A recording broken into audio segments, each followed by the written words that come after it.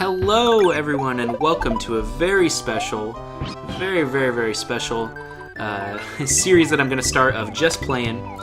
We're actually not playing Super Mario World, contrary to what you might think. We're actually playing a Mario ROM hack. And as you can see, I have made this ROM hack.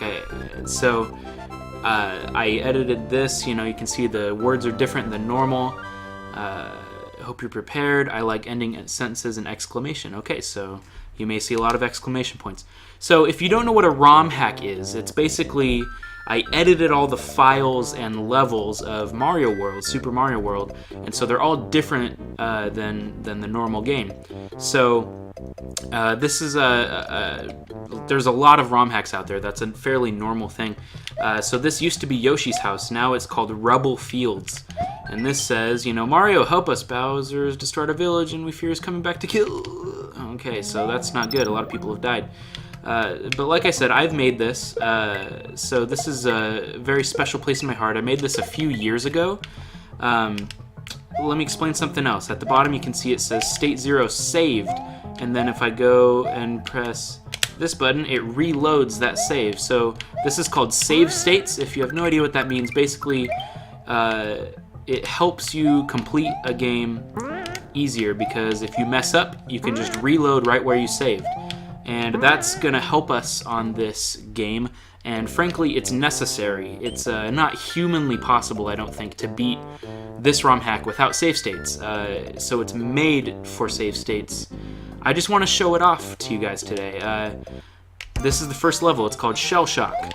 So it's much harder than regular Super Mario World. Most ROM hacks out there are. This says, whatever you do, don't lose this shell. It was a gift from my grandfather. Plus you'll need it to finish the level.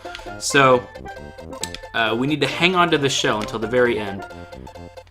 So we're just going to move right along here.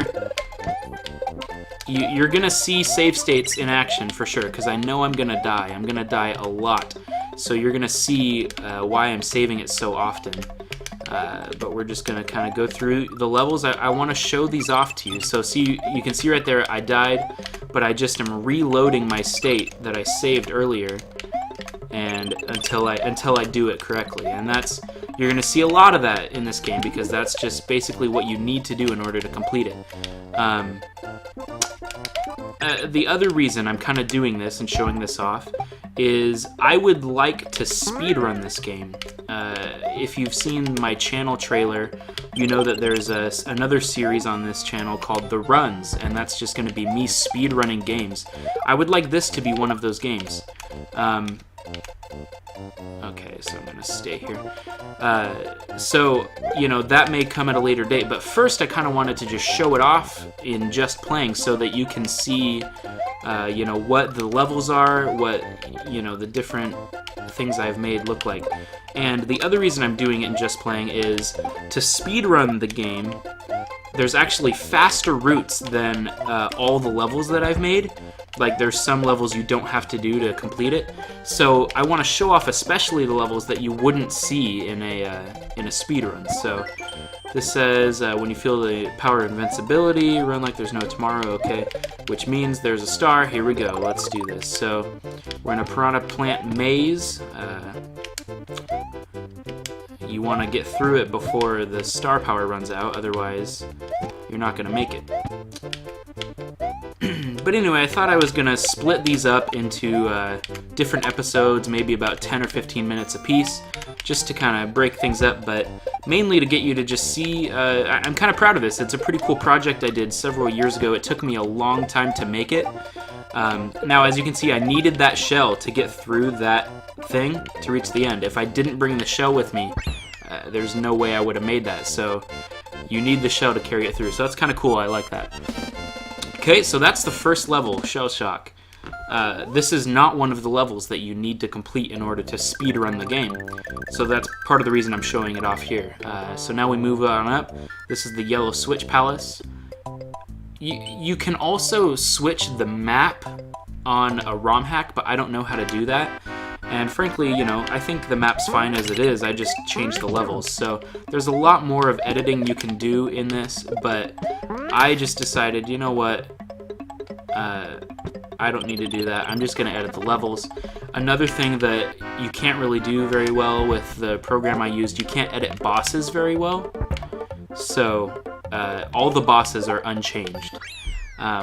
But another thing that you may notice is this is going to look a lot easier than it actually is. It's extremely difficult, but since I've made it and I've played it and tested it so many times, I can complete the levels really easily. So in case you haven't noticed until now, I'm playing this on an emulator. So, you know, that's one thing. The program I use to edit all the levels is called Lunar Magic, and it's just a free program you can download, and you just have to get a Super Mario World ROM, and then you can just edit the ROM in that program. It's very cool, very easy to use. I love it. And so now you can see here, this thing says, what does it say? I missed it. You'll need both POW switches ahead to pass. The shell used to get them, however, you can discard. So that's kind of nice. It tells you you can use that shell to get it, but you don't need these to go on. So I'm just going to hit one and carry on. This is one of my favorite levels that I've made. I thought there was a lot of cool stuff in it, you'll see. So now it's about to run out, so you want to hit the other one at that time and then continue on the way. You probably wouldn't know that unless you saw it ahead of time, so that's a little bit of a trick. But that's okay. Now we got to get to the end, and we got to clear out some of these guys to make a running path here, because now you need to run and jump off this guy to make that gap. Now you have a baby Yoshi, and normally you have to feed him things to make him grow. But, you know, so there's these things that you think you have to feed him, but then you get here, and turns out all you need actually is the star, because the star automatically makes him grow. Sweet freedom, it's about time. You'd better not kill me, you stupid plumber. I'll be so mad if you just use me for your stupid jumps. So if you know anything about Super Mario World, sometimes you can use Yoshi to do jumps, or to do longer jumps than normal. Like you jump off of him and you basically get a double jump. So then this thing tells you Yoshi's gonna have to die. Sorry. You know, I hope you gave the star away. That's a little hint to say give the star to Yoshi, because you may think, oh, I need the star to get through this maze. But no, you want a Yoshi because he can walk on piranha plants. So every single time you're given a Yoshi, and actually every single time you're given any power-up at all, it's to be used in a way that you are gonna use it up. What I mean by that is, you're gonna use every Yoshi for a jump. He's gonna have to die. Sorry. every mushroom, every feather, every star is on purpose. It's not just for you know, to make it easier for you. It's gonna be used for an obstacle later. So there's never just any freebies. You're never just gonna get like a mushroom here.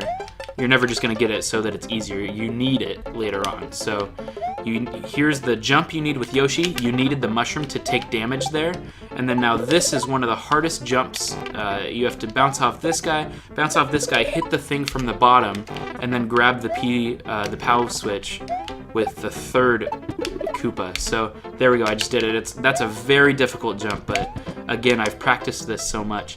Now this is a thing from Kaizo Mario, if you have any idea what that is. It's a famous Mario ROM hack. If you don't use that P-switch to exit, you can see right before the screen turned dark, there's lava, and you need the P-switch to make a bridge with those coins. Otherwise, you can die after you finish the level. If you've never seen that before, that might blow your mind a bit, because that never happens in the real game, but see, I didn't complete the level. So you need this P-switch, and you gotta hit it and then cross the finish line. See, now it's made a bridge with those brown blocks. Now, if you carry the P-switch across even after you've hit it, you get a mushroom, and so he's bigger now, but that's actually not necessary. So I guess that kind of contradicts what I just said, but it doesn't matter, because in this level, you're gonna lose your mushrooms anyway. I want to show off this block. It says, quick, hit that turn block. There's no time to read this message. Run! So, and then a little hint for later on. You'll need Yoshi and a bill, meaning a bullet, for the last jump. So if you hit that switch, you won't have time to hit the turn block. So, again, a little trick there that you need to just go straight for this block. Okay, so again, I'm big, but it won't really matter, because you'll see later on you lose your power-up anyway. So this thing says, that bullet stole my wallet, after it, please. I'm sure you'll catch it at the end of the level. So there's all these little hints being dropped that are telling you you need to follow this bullet all the way to the end of the level. And again, this is another level that I think I'm very proud of. I think it's a very creative idea. You have to keep the bullet on the screen the whole time. So we're just going to try and keep this bullet on screen. This is the part where you lose your mushroom. If you go back to get that mushroom, you'll die. So you just got to keep this bullet on screen. We're kind of doing pretty well here. We're actually running faster than the bullet somehow. I don't know how that's possible. Okay, now we have Yoshi. So this is what that first block was talking about. You need Yoshi and a bullet to finish the level. So we'll see how that goes. Dang it, I keep dying there. Okay. So again, I'm just trying to keep Yoshi and the bullet on the screen here. That was bad. We're just going to keep on here. Now, coming up is where you need both of them to complete a jump. This is a special area, so you need Yoshi to bounce off that bullet, and then you need to jump off of Yoshi to complete that jump. So you need both of them, otherwise there's no way you can make this jump with just one or the other. So if I just used Yoshi, it's too big of a gap. If I just use the bullet, and I mean I can time that better, but here, let me try and do as best I can without sacrificing Yoshi. Okay, there. You still need to jump off Yoshi to make the gap. But that's intentional. So like I said, anytime you get a power up anything, it's on purpose so that you need to use it to clear the gaps. So I thought that was pretty creative. And then here you're like, oh no, he's gonna fall off, but there was a platform that you couldn't see there. Okay, so this will be the first episode in.